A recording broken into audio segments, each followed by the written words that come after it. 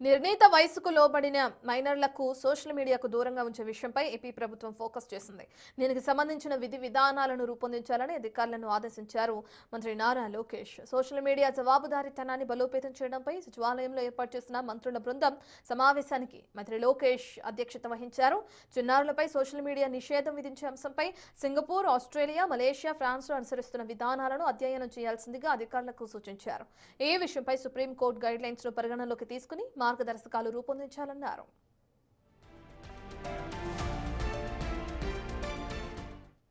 మలేషియాలో my digital ID, passport వివరాలతో ఈ కేవైసీ అనుసంధానం ద్వారా 16 సంవత్సరాల పైబడిన వారికి మాత్రమే సోషల్ మీడియా యాక్సెస్ ఉందన్నారు మంత్రి నాదెండ్ల మనోహర్. చిన్నారులను సోషల్ మీడియాకు దూరంగా ఉంచాలన్న విషయమై మంత్రుల బృంద సమావేశంలో ఏకాభిప్రాయం వ్యక్తమైంది.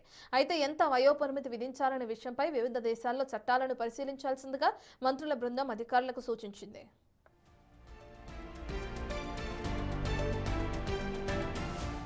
సోషల్ మీడియాలో ఫేక్ న్యూస్ పోస్ట్ చేసే వారితో పాటు కులం, మతం, ప్రాంతం పేరుతో విద్వేషపూరిత వ్యాఖ్యలు చేసే హెబిచువల్ అఫెండర్స్ ను కూడా కట్టడి చేసేందుకు కఠిన చర్యలు చేపట్టాలన్నారు లోకేష్. ఇక గూగుల్, మెటా, ట్విట్టర్ వంటి సోషల్ మీడియా ప్లాట్ఫామ్ కంప్లైంట్స్ ఆఫీసర్లకు కూడా వచ్చే జీఓఎం సమావేశానికి రప్పించారని సూచించారు.